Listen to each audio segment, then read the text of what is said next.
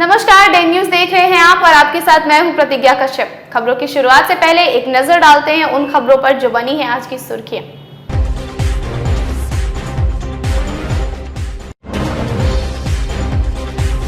दुनिया की कोई ताकत भारत के 1 इंच जमीन पर नहीं कर सकती है कब्जा। मुजफ्फरपुर पहुंचे रक्षा मंत्री राजनाथ सिंह ने कहा, देश को मजबूत करने के लिए नरेंद्र मोदी और नीतीश कुमार का हाथ मजबूत करना है जरूरी।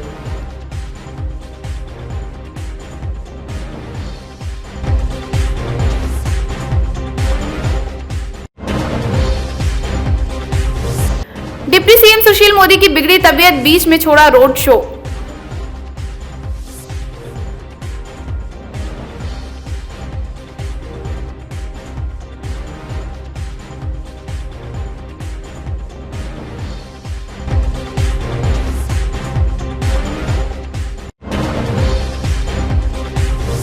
और विधान पार्षद दिनेश सिंह जदयू से हुए निलंबित, पार्टी विरोधी गतिविधि में शामिल होने का लगा आरोप।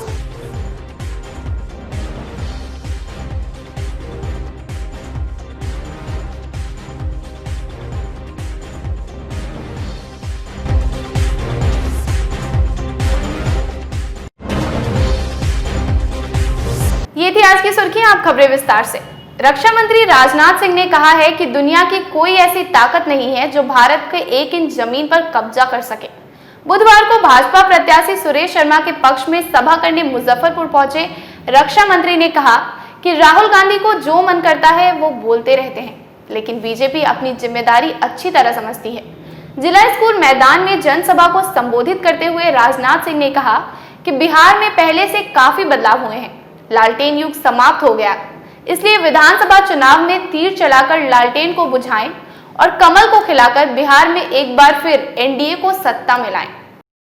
नहीं हो पाता है कि टाटा मेमोरियल कैंसर हॉस्पिटल जो कि मुंबई में है और देश भर से लोगों को कैंसर के इलाज के लिए, अच्छे इलाज के लिए मुंबई जाना पड़ता है। अब उस टाटा मेमोरियल कैंसर हॉस्पिटल की एक शाखा मुजफ्फरपुर में खुलने जा रही है। इसके लिए मैं देशवासी की सभा में आपको बधाई देना चाहता हूं। विकास के कार्य बहुत सारे हुए, आगे भी विकास होगा मेरे बहनों भाई। और याद दिलाना चाहता हूं, राजीव गांधी जी जब भारत के प्रधानमंत्री थे, एक बार उन्होंने अपनी लाचारी व्यक्त करते हुए कहा था कि जब मैं दिल्ली से 100 पैसा भेजता हूं, गांव में लोगों तक पहुंचते पहुंचते वहां मुश्किल 16 पैसा पहुंच पाता है। बहनों भाइयों, सरकार बनने के बाद मोदी जी की सबसे बड़ी चिंता यही थी, वह कहते थे कि राजनाथ जी, हम लोगों की यह लाचारी नहीं होनी चाहिए। पहला काम किया उन्होंने, कहा कि हिंदुस्तान के जितने परिवार हैं, सारे परिवारों के बैंकों में खाते खुल जाने चाहिए। खाते खुल गए। क्या यह सच नहीं है? क्या प्रधानमंत्री किसान सम्मान निधि का 6,000 रुपया दिल्ली के बैंक से निकलता है तो पूरा का पूरा 6,000 रुपया आपके खाते में पहुंच जाता है। मेरे बहनों भाइयों, एक पैसा भी भ्रष्टाचार की भेंट नहीं चलता है। वैसे ही सब्सिडी हो, स्कॉलरशिप हो, अन्य सारी सुविधाएं हो, जैसे वृद्ध माताओं बहनों के लिए कोरोना की इस संकट की घड़ी में जब 500 रुपया मुहैया कराया गया था, पूरा का पूरा पैसा उनके खाते में पहुंचा है। हम इस प्रकार से टेक्नोलॉजिकल सिस्टम, तकनीकी व्यवस्था लाकर भ्रष्टाचार को जड़ से समाप्त कर देना चाहते हैं। यह संकल्प है हमारी भारतीय जनता पार्टी का, यह संकल्प है एनडीए। नहीं तो हम इस देश का विकास नहीं कर सकते। याद दिलाना चाहता हूं, किसी ने गरीबों की चिंता नहीं की है। आपको याद होगा, गरीब माताएं बहनें कभी सोच नहीं सकती थी कि गैस सिलेंडर हमारे घर में आएगा और हम गैस सिलेंडर के माध्यम से खाना बनाएंगे। पक्का आवास लोगों को मिलेगा, कल्पना नहीं कर सकते थे। सब तो सब शौचालय बनेगा, इसकी भी लोग कल्पना नहीं कर सकते। बुनियादी आवश्यकताएं जो व्यक्ति की होती हैं, परिवार की होती हैं, उस बुनियादी आवश्यकताओं को पूरा करने की दृष्टि से हम लोगों ने कदम बढ़ाए हैं। बहनों भाइयों, और सब कार्यक्रम हो रहे हैं और यकीन दिलाना चाहता हूं, मोदी जी ने भारत का मस्तक सारी दुनिया में ऊंचा किया है और सदैव आगे भी यह मस्तक भारत माता का ऊंचा रहेगा, यकीन रखना। भारत और चीन के बीच सीमा पर जो इस समय तनाव चल रहा है, कांग्रेस के एक नेता राहुल जी जो मन आता है वो बोल देते हैं, कहते हैं कि चीन ने आकर भारत की भूमि पर कब्जा कर लिया। राहुल जी मैं खुलासा नहीं करना चाहता क्या हुआ है 1962 से लेकर 213 तक। राष्ट्रीय स्वाभिमान के प्रश्न पर, राष्ट्र की एकता, अखंडता और संप्रभुता के प्रश्न पर हम राजनीति नहीं करना चाहते। खुलासा कर दूंगा तो लोगों के सामने चेहरा दिखाना मुश्किल हो जाएगा। मैं भाइयों आप यह यकीन दिलाना चाहता हूं, भारत का रक्षा मंत्री होने के नाते मैं कहकर जा रहा हूं कि दुनिया की कोई ताकत भी भारत की 1 इंच जमीन पर भी कब्जा नहीं कर सकती है। भारत का इतिहास रहा है, भारत का इतिहास रहा है कि हमने ना तो दुनिया के किसी देश पर कभी आक्रमण किया है, ना तो दुनिया के किसी देश की जमीन 1 इंच जमीन पर कभी कब्जा किया है।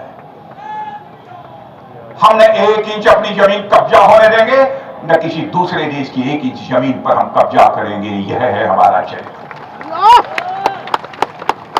भारत चीन की गलवान घाटी में जो कुछ भी हुआ है आप सबको जानकारी है। हमारी बिहार रेजिमेंट के हमारे बहादुर 20 जवानों ने अपनी शहादत देकर भारत माता के स्वाभिमान को बचाया है, देश की एकता, अखंडता और संप्रभुता को बचाया है। जिन ऐसे बहादुर जवानों ने अपना बलिदान दिया है, मैं उनके प्रति श्रद्धांजलि अर्पित करता हूं। और जिन माताओं ने अपनी कोख से ऐसे बहादुर जवान पैदा किए हैं, उन माताओं की चरणों में मैं शीश झुकाकर प्रणाम करता हूं। कि राजनीति के मैदान में भारतीय जनता पार्टी और जनता दल यू की जोड़ी है, उसी प्रकार की यह जोड़ी। लालटेन का युग समाप्त हो गया है, एलईडी का युग आ गया है। इसलिए मैं आप लोगों से कहना चाहता हूं, तीर चलाइए, लालटेन बुझाइए और कमल खिलाइए। यह अपील करने के लिए आया। दीपावली आ रही है और बहनों भाइयों, दीपावली में सबकी ख्वाहिश यही रहती है लक्ष्मी जी हमारे घर आए।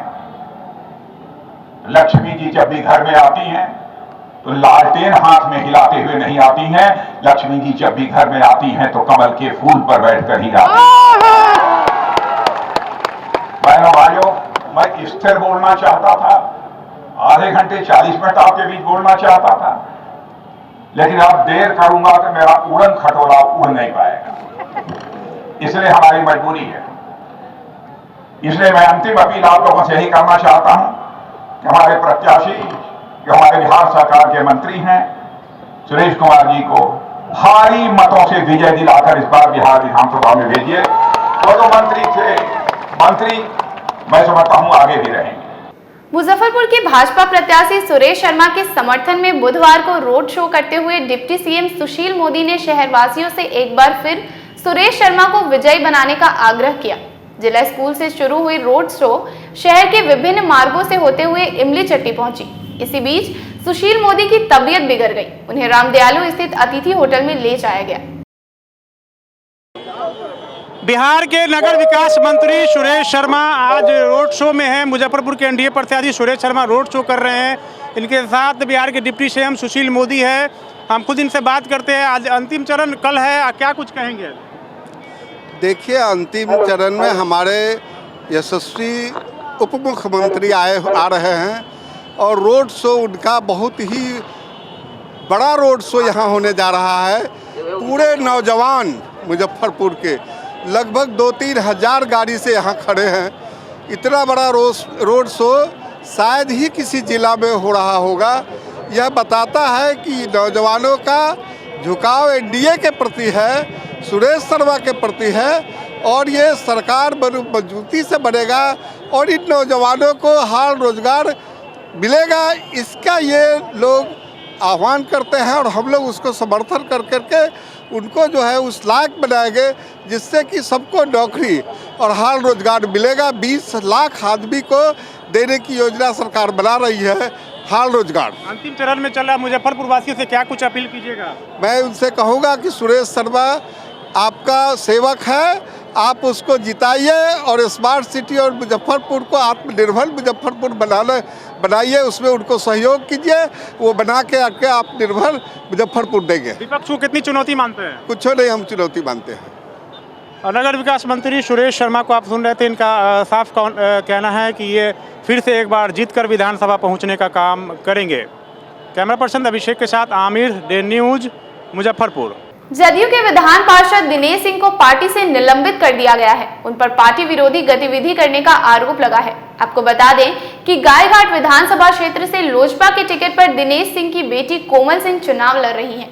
इस क्षेत्र से जदयू के प्रत्याशी महेश्वर यादव हैं। दिनेश सिंह पर आरोप लगा है कि वे गायघाट क्षेत्र के जदयू कार्यकर्ताओं को डरा धमकाकर लोजपा प्रत्याशी के पक्ष में प्रचार करने को कहा जा रहा है।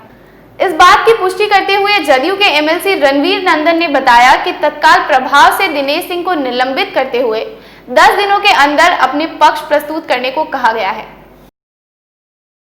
देखिए, अभी हमारे माननीय अध्यक्ष जी ने कहा कि जो कोई इन कार्यों में लिप्त है उन पर कार्रवाई करके उन पर पूरी कार्रवाई हो जा रही है।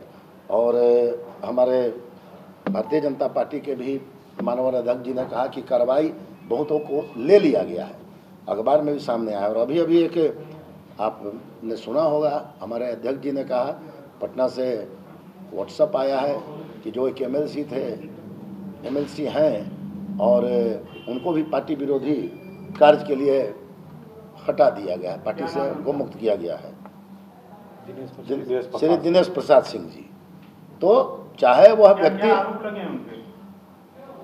आपने देखा होगा, अब वो तो आपके पास विवरण हम लोग भेज दे रहे हैं, लेकिन आरोप क्या है तो सर्वविदित है, अंडरस्टूड है कि कोई पार्टी विरोधी कार्य के कारण ही ना लोग हटाए जाते हैं।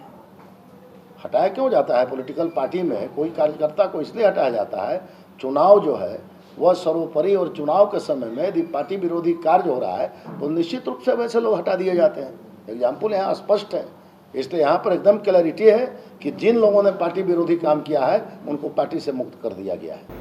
पूर्व विधायक विजेंद्र चौधरी की बेटी अंकिता ने अपने समर्थकों का मनोबल गिरने नहीं दिया है। विजेंद्र चौधरी की गैर हाजिरी में अंकिता ने पूरा बेड़ा उठा लिया है। बुधवार को शहर के कई मोहल्ले के साथ भगवानपुर और गोबरसही में जनसंपर्क कर वोट मांगा। अंकिता ने कहा कि मुजफ्फरपुर की दशा सुधारनी है तो एक बार फिर से विजेंद्र चौधरी को विधानसभा पहुंचना पड़ेगा। जी, आपको सहयोग दिख ही रहा है, नजर आ रहा है, मुझे तो कहने की भी जरूरत नहीं पड़ेगी। ये जनसंपर्क वोट में भी परिवर्तित होगा। बिल्कुल बदलाव आ चुका है, सिर्फ घोषणा 10 तारीख को। किन मुद्दों को लेकर जनता के बीच जा रही है? मुद्दा वही है, जैसी परिस्थिति, जैसी समस्या आपने देखी है, सबसे पहले जल जमाव की स्थिति पे काम किया जाएगा। फिर ट्रैफिक की समस्या है, बेरोजगारी की समस्या है, यहाँ कुछ खुला ही नहीं तो नौकरी कैसे मिलेगी। तो समस्या बहुत सारी है, वक्त बहुत कम, सिर्फ काम करने पे ध्यान रखेंगे, सवालों का जवाब ज्यादा नहीं देंगे। मुजफ्फरपुर के भाजपा प्रत्याशी सुरेश शर्मा ने बुधवार को वार्ड 46 के रामबाग चौरी सहित कई अन्य मोहल्ले में जनसंवाद कर लोगों की समस्या सुनी और अपने कार्यकाल के दौरान किए गए कार्यों से अवगत कराया। मंत्री सुरेश शर्मा ने कहा कि बिहार के लोग अब पीछे मुड़कर जाना नहीं चाहते। पूरी जनता एनडीए के साथ है और एक बार फिर राज्य में नीतीश कुमार के नेतृत्व में एनडीए की सरकार बनेगी। आज की जनसभा अभी यहाँ से शुरुआत ही हुआ है। ये 36 नंबर वार्ड, कितना नंबर? 38 नंबर वार्ड से, और यहाँ के लोगों ने जिस बात को पानी पीने का, उसके लिए हमने एश्योरेंस दिया कि वो टेंडर हो चुका है और जो भी काम है वो काम चल रहा है, नाले वगैरह बने हैं। हम समझते हैं कि काफ़ी जनता को जो समस्या है ये जनसंवाद के द्वारा हम भी जानना चाहते हैं, ताकि जब जनता हमें चुन करके भेजेगी तो उनके कामों को हम टाइमली करवा दे। जो समस्या है, इसी उद्देश्य से ये जनसंवाद हर वार्डों में चल रहा है और उसका पूरा हम लोग लिखित ले रहे हैं कि उस काम को हम लोग कितने दिन में किस तरह से करवाएंगे। तो काफ़ी लोगों की सराहना है और सब लोग चाहते हैं कि हम लोग मिलजुल करके एनडीए की सरकार बनावे। प्रधानमंत्री और नरेंद्र मोदी, सुशील मोदी का विकासशील पुरुष है पूरे देश के पैमाने पर और मुजफ्फरपुर के पैमाने पर आत्मनिर्भर मुजफ्फरपुर बनाने की जो उन्होंने आह्वान किया है उसमें हम लोग शागिर्द बनेंगे। संभावित है कि मुजफ्फरपुर बिल्कुल इस रीजन में स्मार्ट सिटी बनेगा, आत्मनिर्भर मुजफ्फरपुर बनेगा। विकसित बिहार की क्या पहचान? 100% हो हमारा मतदान, नक्सलवाद पर चोट दो, राष्ट्रवाद को वोट दो।